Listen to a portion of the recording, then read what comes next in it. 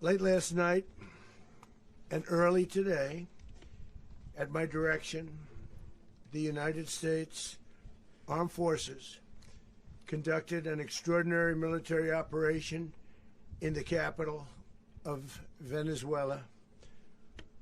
Overwhelming American military power, air, land, and sea, was used to launch a spectacular assault. And it was an assault like people have not seen since World War II. It was a force against a heavily fortified military fortress in the heart of Caracas to bring outlaw dictator Nicolas Maduro to justice. This was one of the most stunning, effective, and powerful displays of American military might and competence in American history. And if you think about it, we've done some other good ones, like the attack on Soleimani, the attack on al-Baghdadi, and the obliteration and decimation of the Iran nuclear sites just recently in an operation known as Midnight Hammer. All perfectly executed and done.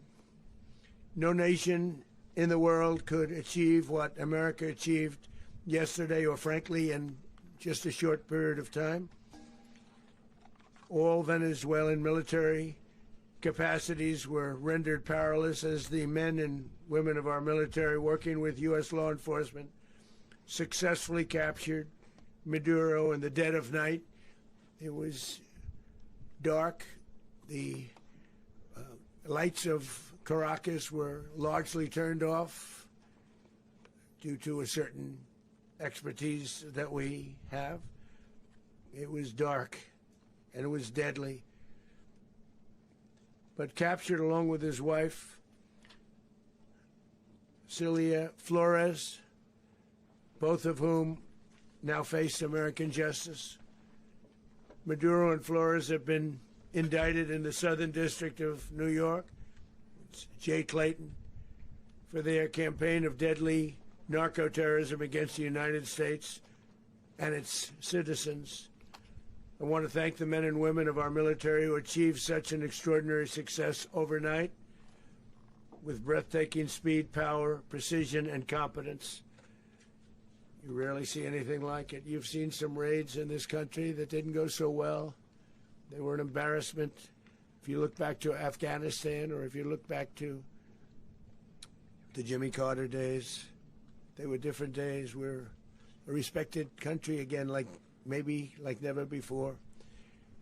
These highly trained warriors, operating in collaboration with U.S. law enforcement, caught them in a very ready position. They were waiting for us. They knew we had many ships out in the sea, just sort of waiting. They knew we were coming. So they were in a ready, what's called a ready position. But they were completely overwhelmed and very quickly incapacitated. If you would have seen what I saw last night, you would have been very impressed. I'm not sure that you'll ever get to see it, but it was an incredible thing to see. Not a single American service member was killed, and not a single piece of American equipment was lost. We had many helicopters, many planes, many people involved in that fight. But think of that, not one piece of military equipment was lost, not one service member was, more importantly, killed. The United States military is the strongest and most fearsome military on the planet by far, with capabilities and skills our enemies can scarcely begin to imagine. We have the best equipment anywhere in the world. There's no equipment like what we have, and you see that even if you just look at the boats. You know, we've knocked out 97% of the drugs coming in by sea. 90%. Each boat kills on average 25,000 people. We knocked out 97%. And those drugs mostly come from a place called Venezuela. We're going to run the country until such time as we can do a safe, proper, and judicious transition. So We don't want to be involved with having somebody else get in, and we have the same situation that we had for the last long period of years. So we are going to run the country until such time as we can do a safe, proper, and judicious transition. And it has to be judicious, because that's what we're all about. We want peace, liberty, and justice for the great people of Venezuela, and that includes many from Venezuela that are now living in the United States and want to go back to their country. It's their homeland. We can't take a chance that somebody else takes over Venezuela that doesn't have the good of the Venezuelan people in mind. We've had decades of that. We're not going to let that happen. We're there now, and what people don't understand, but they understand as I say this, we're there now, but we're going to stay until such time as the proper transition can take place. So we're going to stay until such time as we're going to run it, essentially, until such time as a proper transition can take place. As everyone knows, the oil business in Venezuela has been a bust, a total bust, for a long period of time. They were pumping almost nothing by comparison to what they could have been pumping and what could have taken place. We're going to have our very large United States oil companies, the biggest anywhere in the world, go in, spend billions of dollars, fix the badly broken infrastructure, the oil infrastructure, and start making money for the country. And we are ready to stage a second and much larger attack if we need to do so. So we were prepared to do a second wave if we needed to do so. We actually assumed that a second wave would be necessary, but now it's probably not. The first wave, if you'd like to call it that, the first attack was so successful, we probably don't have to do a second, but we're prepared to do a second wave, a much bigger wave, actually. This was pinpoint, but we have a much bigger wave that probably won't have to do. This partnership of Venezuela with the United States of America, a country that everybody wants to be involved with because of what we were able to do and accomplish, will make the people of Venezuela rich, independent, and safe. And it will also make the many, many people from Venezuela that are living in the United States extremely happy. They suffered. They suffered. So much was taken from them. They're not going to suffer anymore. The illegitimate dictator Maduro was the kingpin of a vast criminal network responsible for trafficking colossal amounts of deadly and illicit drugs into the United States. As alleged in the indictment, he personally oversaw the vicious cartel known as Cartel de las Solas, which flooded our nation with lethal poison, responsible for the deaths of countless Americans, many, many Americans. Hundreds of thousands over the years of Americans died because of him. Maduro and his wife will soon face the full might of American justice and stand trial on American soil. Right now, they're on a ship. They'll be heading to, ultimately, New York, and then a decision will be made, I assume, between New York and Miami or Florida. But we have people where the overwhelming evidence of their crimes will be presented in a court of law. And I've seen it. I've seen what we have. It's both horrible and breathtaking that something like this could have been allowed to take place. For many years after his term as president of Venezuela expired, Maduro remained in power and waged a ceaseless campaign of violence, terror, and subversion against the United States of America, threatening not only our people, but the stability of the entire region. And you all saw it. In addition to trafficking gigantic amounts of illegal drugs that inflicted untold suffering and human destruction all over the country, all over, in particular, the United States, Maduro sent savage and murderous gangs, including the bloodthirsty prison gang, Tren de Aragua, to terrorize American communities nationwide, and he did indeed. They were in Colorado. They took over apartment complexes. They cut the fingers off people if they called police. They were brutal, but they're not so brutal now. And I just have to congratulate our military, Pete and everybody, and our National Guard, because the job that they've done, whether it's in Washington, D.C., where we have a totally safe city, where it was one of the most unsafe cities anywhere in the world, frankly, and now we have no crime in Washington, D.C. We haven't had a killing. We had the terrorist attack a few weeks ago, a little bit of a different kind of a threat, but we haven't had a killing in a long period of time, 6-7 months. We used to have two, on average, 2 a week in Washington, our capital. We don't have that anymore. The restaurants are opening. Everyone's happy. They're going, they're walking their daughters, they're walking their children, their wives. They walk to restaurants. Restaurants are opening all over Washington, D.C. So I want to thank the National Guard. I want to thank our military. And I want to thank law enforcement. Been amazing. And they should do it with more cities. We're doing it, as you know, and we're doing it in Memphis, Tennessee right now, and crime is down. We've just sort of started a few weeks ago, but crime is down now 77%.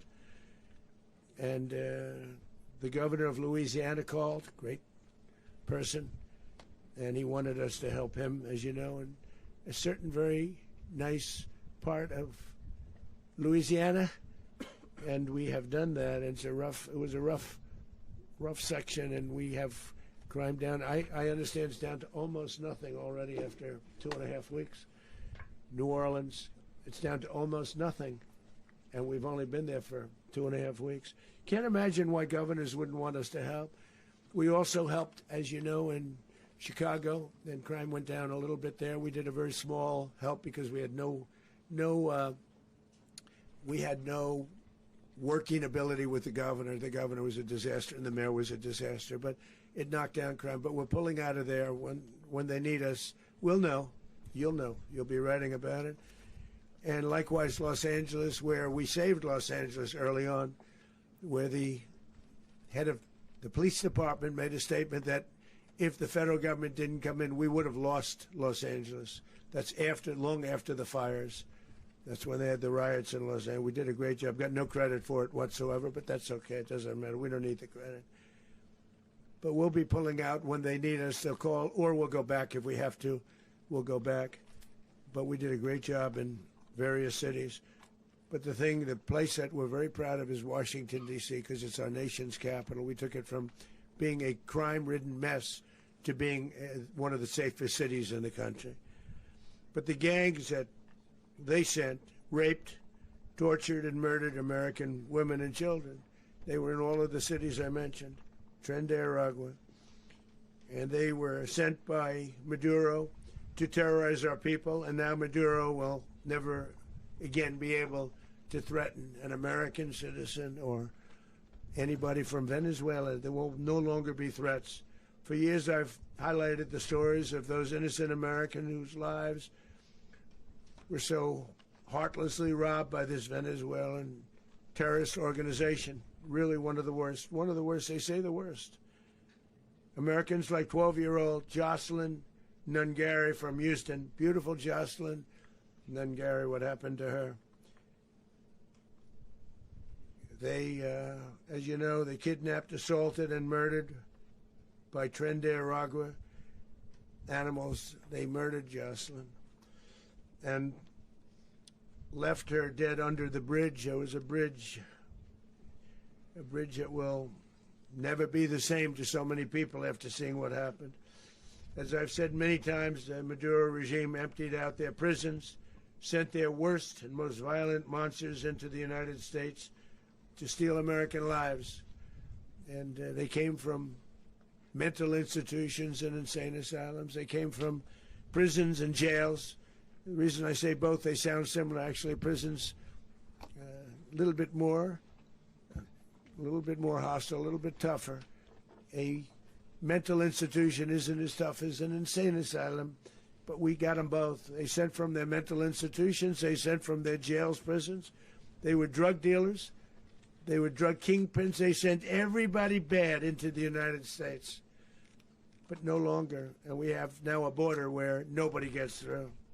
In addition, Venezuela unilaterally seized and stole American oil, American assets, and American platforms, costing us billions and billions of dollars. They did this a while ago, but we never had a president that did anything about it. They took all of our property. It was our property. We built it.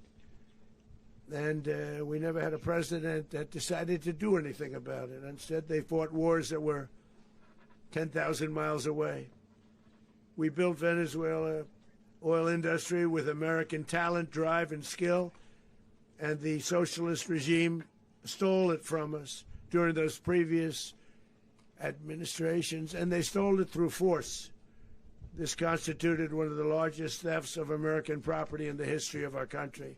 Considered the largest theft of property in the history of our country. Massive oil infrastructure was taken like we were babies, and we didn't do anything about it. I would have done something about it.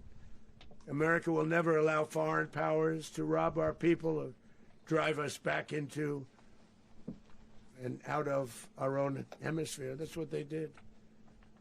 Furthermore, under the now deposed dictator Maduro, Venezuela was increasingly hosting foreign adversaries in our region and acquiring menacing offensive weapons that could threaten U.S.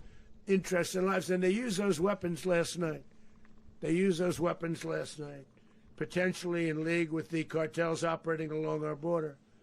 All of these actions were in gross violation of the core principles of American foreign policy, dating back more than 2 centuries, and not anymore. All the way back, it dated to the Monroe Doctrines, and the Monroe Doctrine is a big deal, but we've superseded it by a lot, by a real lot. They now call it the Monroe Document. I don't know. It's Monroe Doctrine.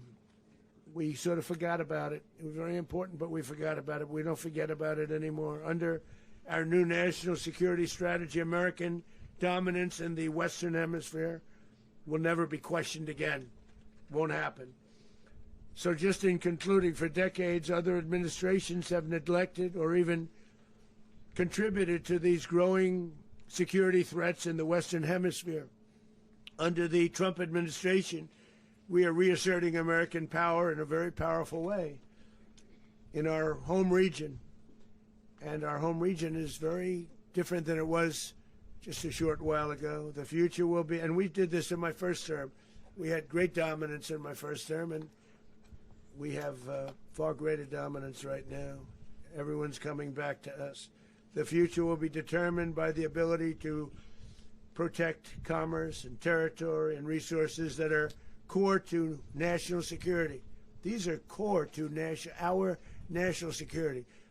Just like tariffs are, they've made our country rich, and they've made our national security strong, stronger than ever before.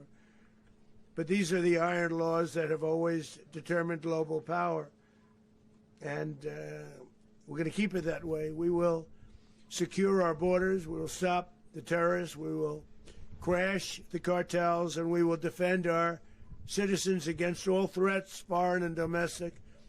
Other presidents may have lacked the courage or whatever to defend America, but I will never allow terrorists and criminals to operate with impunity against the United States. This extremely successful operation should serve as warning to anyone who would threaten American sovereignty or endanger American lives. Very importantly, the embargo on all Venezuelan oil remains in full effect. The American Armada remains poised in position, and the United States retains all military options until United States demands have been fully met and fully satisfied. All political and military figures in Venezuela should understand what happened to Maduro can happen to them, and it will happen to them if they aren't just fair, even to their people. The dictator and terrorist, Maduro, is finally gone in Venezuela. People are free. They're free again. It's been a long time for them, but they're free. America is a safer nation. This morning, it's a prouder nation this morning because it didn't allow this horrible person and this country that was doing very bad things to us. It didn't allow it to happen. And the Western Hemisphere is right now a much safer place to be. So I want to thank everybody for being here. I want to thank General Reasserting American. He's a fantastic man. I've worked with a lot of generals. I worked with some I didn't like. I worked with some I didn't respect. I worked with some that just weren't good. But this guy is fantastic. I watched last night one of the most precise attacks on sovereignty. I mean, it was an attack for justice. And I'm very proud of him, and I'm very proud of our Secretary of War, Pete Hegseth, who I'm going to ask to say a few words. Thank you very much. Mr. President, can you explain how the U.S. will run Venezuela? Well, thank you, Mr. President. Finally, a commander-in-chief the world respects and the American people deserve. And as the President said, words can barely capture the bravery and the power and the precision of this historic operation. A massive joint military and law enforcement raid flawlessly executed by the greatest Americans our country has to offer. American warriors are second to none, the best in the world and the best of our country. What all of us witnessed last night was sheer guts and grit, gallantry, and glory of the American warrior. I'm simply humbled by such men, and I tip my hat to our chairman, Dan Reasserting American, and all those Americans who stood watch last night. Our warriors are the elite of America, and again, President Trump has your back. No other country on planet Earth, and it's not even close, could pull this kind of operation off. And no other president has ever shown this kind of leadership, courage, and resolve, the most powerful combination the world has ever seen. As the President said, our adversaries remain on notice. America can project our will anywhere, anytime. The coordination, the stealth, the lethality, the precision, the very long arm of American justice, all on full display in the middle of the night. Nicolas Maduro had his chance, just like Iran had their chance, until they didn't and until he didn't. He effed around, and he found out. President Trump is deadly serious about stopping the flow of gangs and violence to our country. Deadly serious about stopping the flow of drugs and poison to our people. Deadly serious about getting back the oil that was stolen from us. And deadly serious about reestablishing American deterrence and dominance in the Western Hemisphere. This is about the safety, security, freedom, and prosperity of the American people. This is America first. This is peace through strength. And the United States War Department is proud to help deliver it. Welcome to 2026, and under President Trump, America is back. I'd like to welcome now our chairman, Chairman Reasserting American, to give a few more details about the operation. Mr. Chairman. Thank you, Mr. Secretary. Thank you, Mr. President, and good morning. Last night, on the order of the President of the United States and in support of a request from the Department of Justice, as the President said, the United States military conducted an apprehension mission in Caracas, Venezuela, to bring to justice two indicted persons, Nicolas and Cecilia Maduro. This operation, known as Operation Absolute Resolve, was discreet, precise, and conducted during the darkest hours of January 2nd and was the culmination of months of planning and rehearsal, an operation that, frankly, only the United States military could undertake.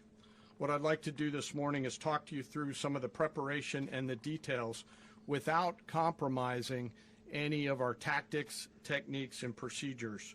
There is always a chance that we'll be tasked to do this type of mission again.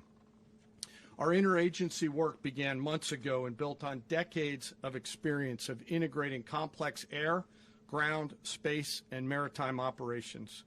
While the past 2 decades have honed the skills of our special operations forces, this particular mission required every component of our joint force, with soldiers, sailors, airmen, Marines, and Guardians working in unison with our intelligence agency partners and law enforcement teammates in an unprecedented operation. We leveraged our unmatched intelligence capabilities and our years of experience in hunting terrorists, and we could not have done this mission without the incredible work by various intelligence agencies, including the CIA, NSA, and NGA. We watched, we waited, we prepared, we remained patient and professional. This mission was meticulously planned, drawing lessons from decades of missions over the last many years, many missions over these last many years.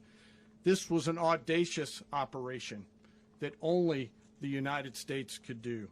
It required the utmost of precision and integration within our joint force. And the word integration does not explain the sheer complexity of such a mission. An extraction so precise it involved more than 150 aircraft launching across the Western Hemisphere in close coordination, all coming together in time and place to layer effects for a single purpose: to get an interdiction force into downtown Caracas while maintaining the element of tactical surprise. Failure of one component of this well-oiled machine would have endangered the entire mission, and failure is never an option for America's joint force. Those in the air over Caracas last night were willing to give their lives for those on the ground and in the helicopters. Let me talk a little bit about the preparation. After months of work by our intelligence teammates to find Maduro and understand how he moved, where he lived, where he traveled, what he ate, what he wore, what were his pets, in early December, our force was set pending a series of aligned events. Key was choosing the right day to minimize the potential for civilian harm and maximize the element of surprise, and minimize the harm to the indicted personnel so, as the President said, they could be brought to justice. And as the President said earlier today, weather in Venezuela is always a factor this time of the year. And over the weeks through Christmas and New Year's, the men and women of the United States military sat ready, patiently waiting for the right triggers to be met and the President to order us into action. Last night, the weather broke just enough, clearing a path that only the most skilled aviators in the world could maneuver through. Ocean, mountain, low cloud ceilings, but when tasked with a mission, this organization does not quit. At 10:46 p.m. Eastern Time last night, the President ordered the United States military to move forward with this mission. He said to us, and we appreciate it, Mr. President, good luck and Godspeed. And those words were transmitted to the entire joint force. Over the course of the night, aircraft began launching from 20 different bases on land and sea across the Western Hemisphere. In total, more than 150 aircraft, bombers, fighters, intelligence, reconnaissance, surveillance, rotary wing were in the air last night. Thousands and thousands of hours of experience were airborne. Our youngest crew member was 20, and our oldest crew member was 49, and there's simply no match for American military might. As the night began, the helicopters took off with the extraction force, which included law enforcement officers, and began their flight into Venezuela at 100 feet above the water. As they approached Venezuelan shores, the United States began layering different effects provided by Spacecom, Cybercom, and other members of the interagency to create a pathway. Overhead, those forces were protected by aircraft from the United States Marines, the United States Navy, the United States Air Force, and the Air National Guard. The force included F-22s, F-35s, F-18s, EA-18s, E-2s, B-1 bombers, and other support aircraft, as well as numerous remotely piloted drones.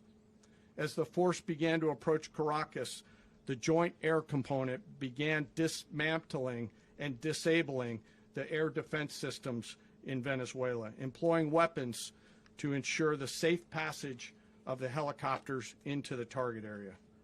The goal of our air component is, was, and always will be to protect the helicopters and the ground force and get them to the target and get them home. As the force crossed the last point of high terrain where they'd been hiding in the clutter, we assessed that we had maintained totally the element of surprise.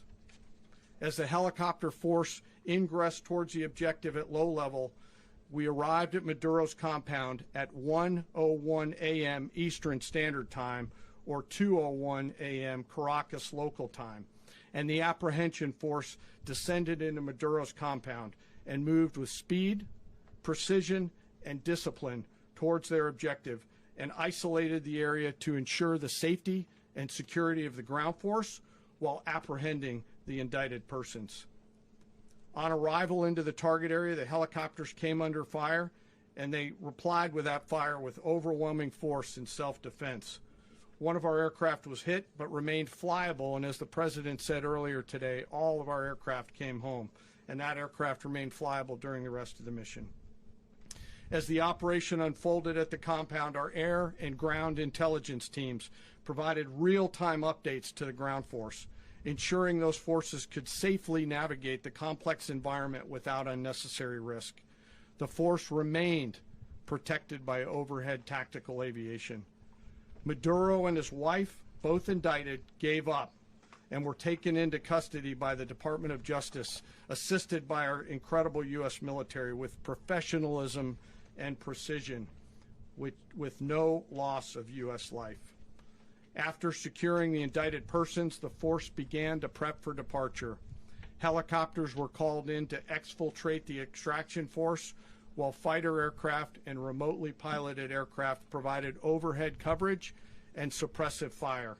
There were multiple self-defense engagements as the force began to withdraw out of Venezuela. The force successfully exfiltrated and returned to their afloat launch bases, and the force was over the water at 3:29 a.m. Eastern Standard Time with indicted persons on board. And both Maduro and his wife were embarked aboard the USS Iwo Jima.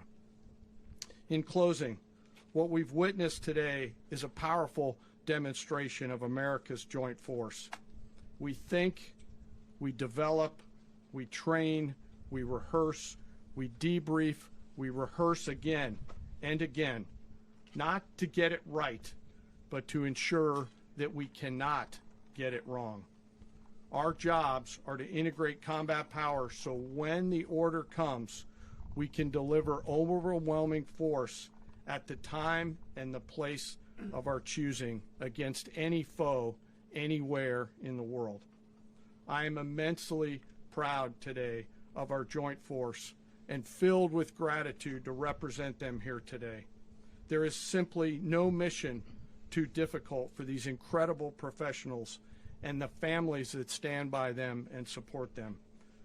As we stand here this morning, our forces remain in the region at a high state of readiness, prepared to project power, defend themselves, and our interests in the region. This operation is a testament to the dedication and unwavering commitment to justice and our resolve to hold accountable those who threaten peace and stability. In closing, I want to express my heartfelt gratitude to the brave men and women who executed this mission. Their courage and tireless commitment to our nation are what makes us strong. Thank you, Mr. Secretary, and thank you, Mr. President. Well, I don't have much to add to what you've heard now, other than the following points. Nicolas Maduro was indicted in 2020 in the United States. He is not the legitimate president of Venezuela. That's not just us saying it. The first Trump administration, the Biden administration, the second Trump administration, none of those three recognized him. He's not recognized by the European Union and multiple countries around the world. He is a fugitive of American justice with a $50 million reward, which I guess we saved $50 million. And We should make sure. yeah, exactly. But Don't let anybody claim it. Nobody deserves it but us. but I want to be clear about one thing. Nicolas Maduro had multiple opportunities to avoid this. He was provided multiple very, very, very generous offers, and chose instead to act like a wild man. Chose instead to play around, and the result is what we saw tonight. The other message here is the following. You have a guy, like many people around the world, they like to play games. You have a guy who decides he's going to invite Iran into his country, is going to, do the confiscation of American oil companies, is going to flood our country with gang members, is going to take Americans prisoner and try to hold them for hostage and trade them like he was able to do with the Biden administration. Basically likes to play games all this time and thinks nothing's going to happen. And I hope what people now understand is that we have a president. The 47th president of the United States is not a game player. When he tells you that he's going to do something, when tells you he's going to address a problem, he means it. He actions it. I can tell you, I've watched this process now for 14, 15 years, been around it. Everybody talks. I'm going to do this. I'm going to do that. When I get there, we're going to do this. We're going to take. This is a president of action. Like, I don't understand yet how they haven't figured this out. And now, if you don't know, now you know. Because this is the way it's going to play out. And I think people need to understand that this is not a president that just talks and does letters and press conferences. And, if he says he's serious about something, he means it. And this is something that was a direct threat to the national interest of the United States. And the president addressed it. There's a president of peace, by the way. I told you what I just said earlier. This guy had multiple opportunities to find his way somewhere else and figure out another. He could have been living somewhere else right now very happy. But instead, he wanted to play big boy. And so now, he's got other sets of problems on his hands. And but I think the message here should be for the world. Look, the president doesn't go out looking for people to pick fights with. He's not generally wants to get along with everybody. We'll talk and meet with anybody. But don't play games. Don't play games with this president's in office, because it's not going to turn out well. And so I hope that, I guess that lesson was learned last night, and we hope it'll be instructive moving forward. Is that a message for Cuba? Mr. President. Mr. President. Mr.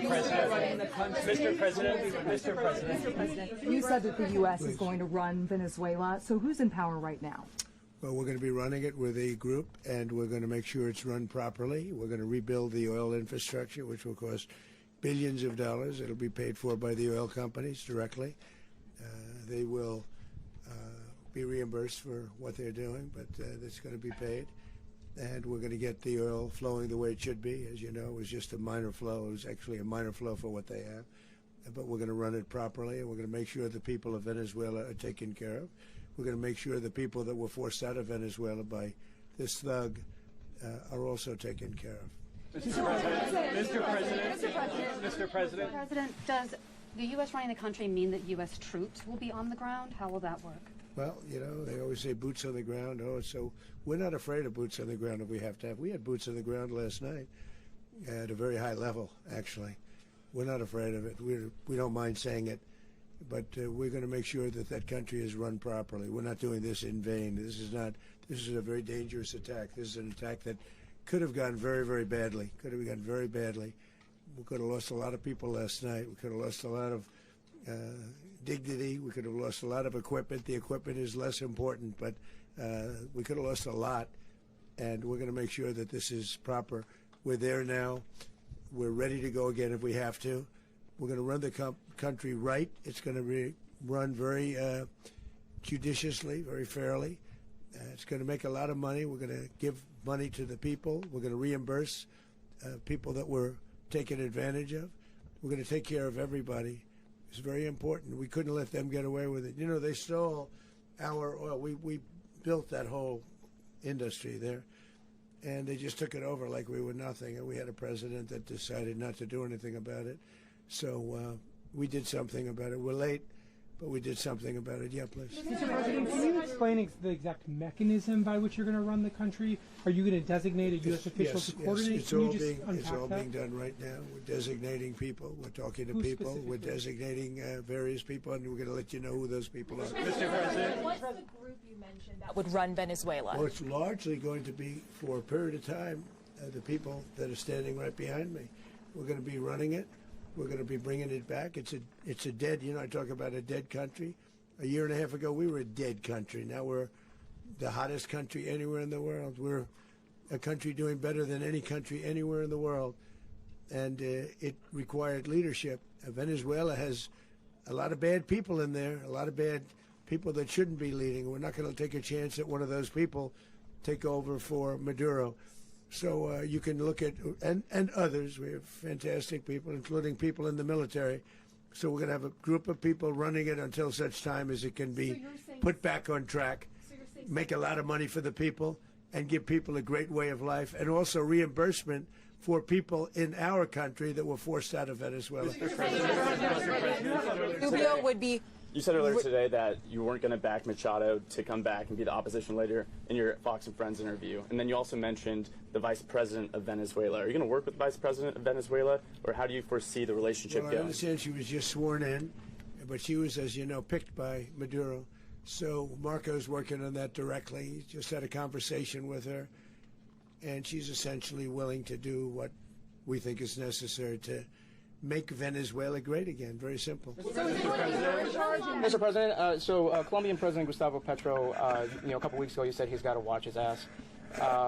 And today he said he's not concerned about anything happening to him in the aftermath of this operation. So just what your message is Well, about he that. has cocaine mills. He has factories where he makes cocaine. And, yeah, I think I stick by my first statement. He's making cocaine. They're sending it into the United States. So he does have to watch his ass. Mr. President, Did you notify any members of Congress in advance? Marco, do you want to talk about that? Because you were involved in it. Sure. We call members of Congress immediately after. This was not the kind of mission that you can do congressional notification on. It was a trigger-based mission in which conditions had to be met night after night. We watched and monitored that for a number of days. So it's just simply not the kind of mission you can call people and say, hey, we may do this at some point in the next 15 days. But it's largely a law enforcement function. Remember, at the end of the day, at its core, this was an arrest of 2 indicted fugitives of American justice, and the Department of War supported the Department of Justice in that job. Now, there are broader policy implications here, but it's just not the kind of mission that you can pre-notify because it endangers the mission. Well, sir, if I could add one thing to that. Congress has a tendency to leak. This would not be good. If they leaked, General, I think it would have been maybe a very different result. But I have to say, they knew we were coming at some point, We had a lot of ships out there. They sort of knew we were coming. We weren't. But Congress will leak, and we don't want leakers. Mr. President. You were one of the only people to watch this all play out live. What was Maduro doing when the U.S. forces entered what I assume would be his home? And also, was there any point where the U.S. was considering if Maduro pushed back or resisted killing Maduro? It could have happened. It could have happened. He was trying to get into a safe place. You know what a safe place is, all steel. And he wasn't able to make it to the door because our guys were so fast. They went through the opposition so fast. And there was a lot of opposition. People were wondering, do we get them by surprise? Sort of surprised, but they were waiting for something. It was a lot of opposition. There was a lot of gunfire. You saw some of it today. But he was trying to get to a safe place, which wasn't safe because we would have had the door blown up in about 47 seconds, they say on average, regardless of how thick the steel was. It was a very thick door. It was a very heavy door, but he was unable to get to that door. He made it to the door. He was unable to close it. So where's Maduro going to be? Go ahead, finish. Where is Maduro going to be in the time being right now? Do you know his exact Well, whereabouts? eventually, ultimately, in the near future, he's going to be brought to New York. And where is he going to be held? Where is he going to be held in New York? Do you know? That's going to be up to the officials that do these things. Mr. President, the U.S. has something of a mixed track record of ousting dictators without necessarily a plan for what comes afterwards. Did that weigh on your decision Well, that's making? when we had different presidents, but with me, that's not true. With me, we've had a perfect track record of winning. We win a lot, and we win. If you look at Soleimani, you look at al-Baghdadi, you look at the Midnight Hammer. Midnight Hammer was incredible. Right now, you wouldn't have peace in the Middle East. We have essentially peace in the Middle East because of that. If we weren't successful with Midnight Hammer, you wouldn't have peace in the Middle East. So, with me, you've had a lot of victory. You've had only victories. You've had no losses. Yeah. Mr. President, how long do you expect the U.S. to run Venezuela, and how soon do you want the Venezuelan people to hold elections? So I'd like to do it quickly, but it takes a period of time. We're rebuilding. We have to rebuild their whole infrastructure. The infrastructure is rotted. It's actually very dangerous. It's blow-up territory. Oil is very dangerous. It's a very dangerous thing to take out of the ground. can kill a lot of people. It has killed a lot of people doing just that. The infrastructure is old, it's rotted. Much of it is stuff that we put there 25 years ago, and we're going to be replacing it. And we're going to take a lot of money out so that we can take care of the country. Are you saying that Secretary Rubio and Mr. President, China, Russia, and Iran have interests in Venezuela. How does this operation affect your relationships with them when it comes to the oil and China drugs? and Russia, well, Russia when we get things straightened out. But in terms of other countries that want oil, we're in the oil business. We're going to sell it to them. We're not going to say we're not going to. In other words, we'll be selling oil, probably in much larger doses because they couldn't produce very much because their infrastructure was so bad. So we'll be selling large amounts of oil to other countries, many of whom are using it now, but I would say many more will come. Are you saying that, Mr. President, are you saying that? Oh. Mr. President, thank you. What is your message to the people of Venezuela today? Of course, the civilian population specifically, they have a lot of questions. What is your message to the people of Venezuela? That you're going to have peace, justice. You're going to have some of the riches that you should have had for a long period of time. It was stolen from you. But you're going to have peace and you're going to have safety. You're going to have justice. You're going to have a country. You're going to have a real country. You're going to have potentially a great country. You know, if you go back 20 years, maybe even a little longer ago, that was a great country. And they destroyed it. Remember I said that if we lose this election, the United States will be Venezuela on steroids. That's what would have happened. Had we lost the election, the 2024 election, we suffered so badly. When you look at the border from 2020, what they did, what Joe Biden administration did to our country should never be forgotten. But if we had to go through another year of that, we wouldn't have. We would be exactly where Venezuela was in terms. I used to say, if they win, we're going to be Venezuela on steroids, and that's what would have happened. President, thank you. Are you saying that Secretary Hegseth and Rubio are going to be running Venezuela, and will you be sending in U.S. military They're troops going to to be a provide? team that's working with the people of Venezuela to make sure that we have Venezuela right. Because for us to just leave, who's going to take over? I mean, there is nobody to take over. You have a vice president who's been appointed by Maduro. And right now she's the vice president, and she's, I guess, the president. She was sworn as president just a little while ago. She had a long conversation with Marco, and she said, we'll do whatever you need. I think she was quite gracious, but she really doesn't have a choice. We're going to have this done right. We're not going to just do this with Maduro, then leave like everybody else, leave and say, you know, let it go to hell. If we just left, it has zero chance of ever coming back. We'll run it properly. We'll run it professionally. We'll have the greatest oil companies in the world go in and invest billions and billions of dollars and take out money, use that money in Venezuela.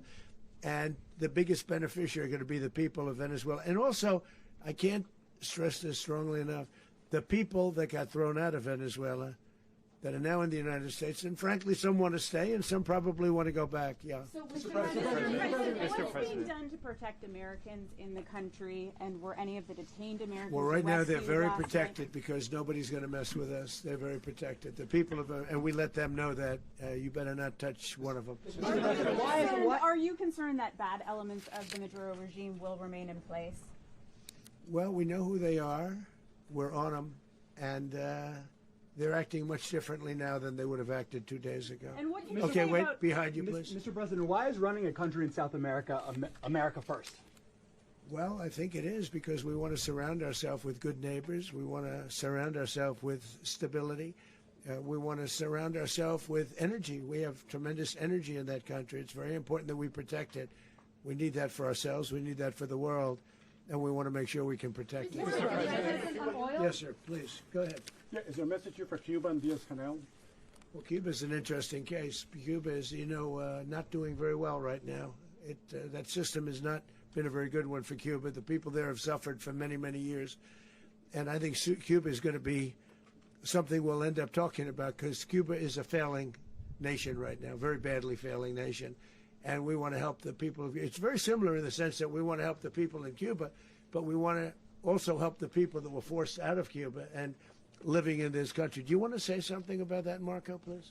Well, I mean, I just gave you a statement a few minutes ago about when the president speaks, you should take him seriously. So suffice it to say, Cuba is a disaster. It's run by incompetent, senile men, and in some cases, not senile but incompetent nonetheless. It has no economy. It's in total collapse. And by the way, they were, all of the guards that helped protect Maduro. This is well known. Their whole spy agency, all that were full of Cubans. I mean, it's amazing. This poor island took over Venezuela in some cases. One of the biggest problems the Venezuelans have is they have to declare independence from Cuba. They tried to basically colonize it from a security standpoint. So, yeah, look, if I lived in Havana and I was in the government, I'd be concerned, at least a little bit. Are you cutting off the oil flow to Cuba from Venezuela? Well, the president already announced a week ago that anything that's sanctioned, it's sanctioned oil, it's not going to be allowed to get there. So that's an